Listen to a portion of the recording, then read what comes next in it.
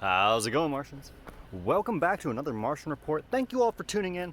We're doing another walk as we talk about the news because so many of you seem to enjoy the relaxing scenery of this beautiful landscape here at Stearns Grove in San Francisco. This has definitely become one of my favorite parks.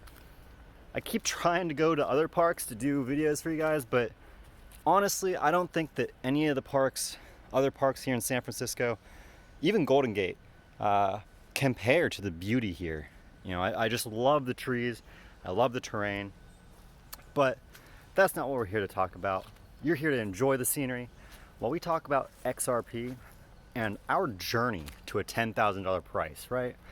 Real quick before we do though, if you're new to my channel, please hit that subscribe and ring that bell so you can be notified of all my newest content. Also, if you enjoy my content and are a regular viewer, don't forget to hit that like and leave a comment in the comment section below, sharing your thoughts, concerns, and ideas regarding what we're witnessing happen right now in the greater market in regards to liquidity, right? And that really gets into the topic of today, which is Ripple rebranding their platform, restructuring how they describe RippleNet. And that is by replacing XRapid, any mention of XRapid, XVIA, and XCurrent with a new acronym called ODL. And I'm here to tell you to HODL, to hold that on-demand liquidity, because that's what ODL stands for, on-demand liquidity. And I hope you all are holding it strong, because the on-demand liquidity, as many in the XRP community know, it's going to be provided via XRP. So, aside from the rebranding of XRP to ODL, or the RippleNet to this new acronym, we also got news that Apomp, he actually scored the interview with Brad. He's going to be having that interview on the 4th, I believe is what I read on Twitter, and it's going to be uploaded on this coming Monday or Tuesday, so the 8th or 9th. So stay tuned for that. I can't wait to see that.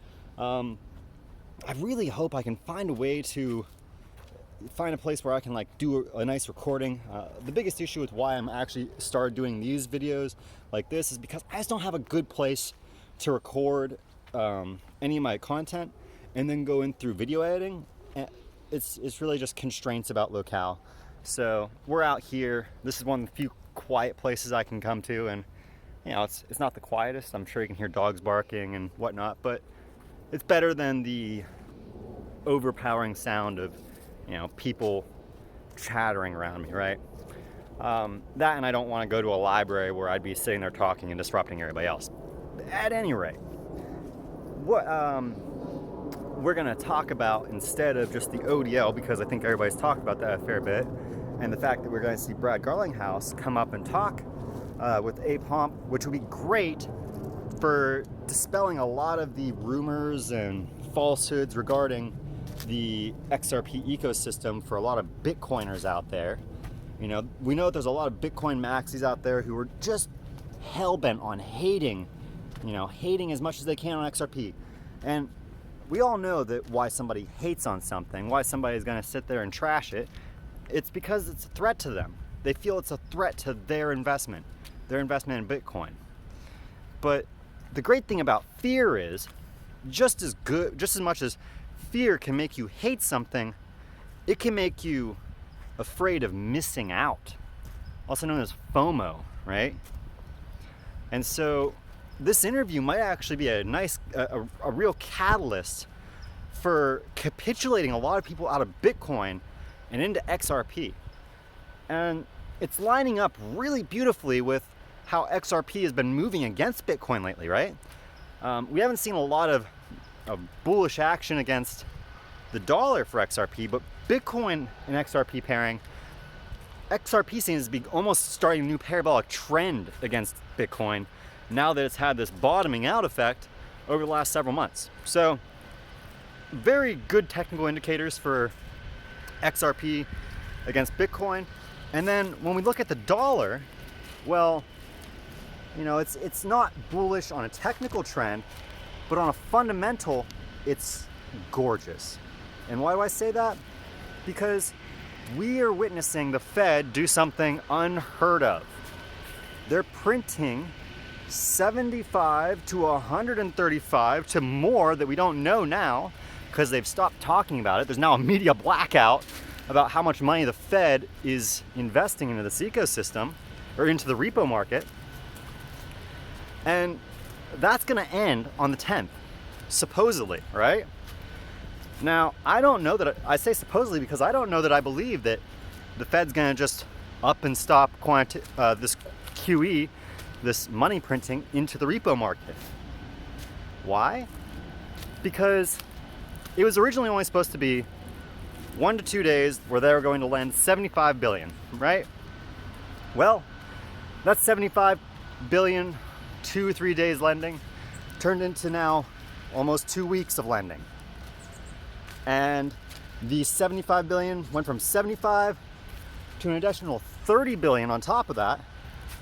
And then another 30 billion, so 60 billion extra on every other day. What does that mean? That means that 75 billion a day turned into 135 billion a day in less than 2 weeks.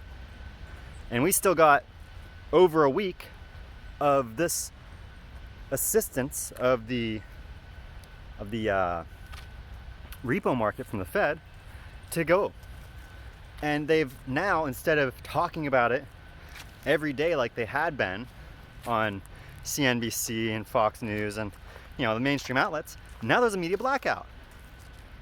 The only outlet I've been able to find to talk about what's going on at the repo market is RT.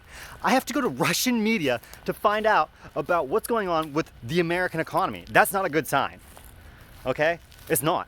Because if they were confident that this was going to be solved, they'd be talking about, oh, don't worry, we just had to get up to 135 billion a day, and that seems to be, we cinched it, right? We cinched it.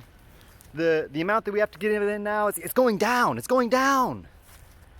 They'd love to brag about that to you right now, because that would instill confidence that this was just a blip. It was an error, a malfunction. But that's not what we're seeing. Not at all. We're seeing the media not talk about it. And we know that they want to, because we know CNBC host, I don't know which one of the panelists it was, but one of them straight up said, we're talking about the repo because everybody out there is demanding to hear what this repo market is, right? The people want to know what's going on. And they still won't talk about it. Even though that means money for these news media outlets, right? Talking about things that people want to hear, that's how they make money. But they're not talking about it. So either the Fed issued a gag order on American journalists, mainstream media, or they don't want to talk about it because they know if they voice what's going on, that it's just going to be ugly, right? It's just going to go all kinds of bad. So, scary times for traditional investors, but that same issue, what we're witnessing, the reason the Fed's doing this is because there's a shortage of liquidity. Let's jump back to the beginning of the video. What did Ripple just rebrand their whole platform to? On-demand liquidity. Ladies and gentlemen, I may be just connecting some dots, drawing some lines between dots that don't exist, but these are some pretty highly correlated dots that we're witnessing seem to gravitate towards each other. So, it's to me, again, I'm not a financial advisor. I'm just an amateur investor out here, been involved in this ecosystem for, 2 years as an investor and about 4 years research. And we're and from my perspective, this is it's a landmark. It's gargantuan what we're witnessing occur. So I don't want to say to anybody out there to go and dump your 401k and life savings into this one investment, right?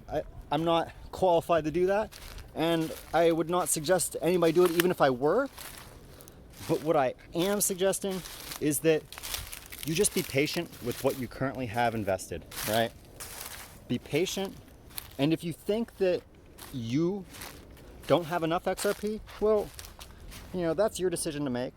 It's your decision to figure out how much more you can afford to stomach losing if you invest and it doesn't turn out well, right?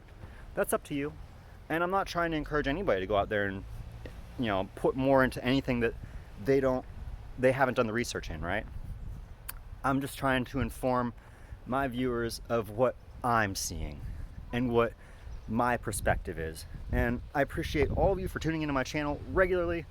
Thank you so much for the constant support. To my Patreons, thank you for your continued support.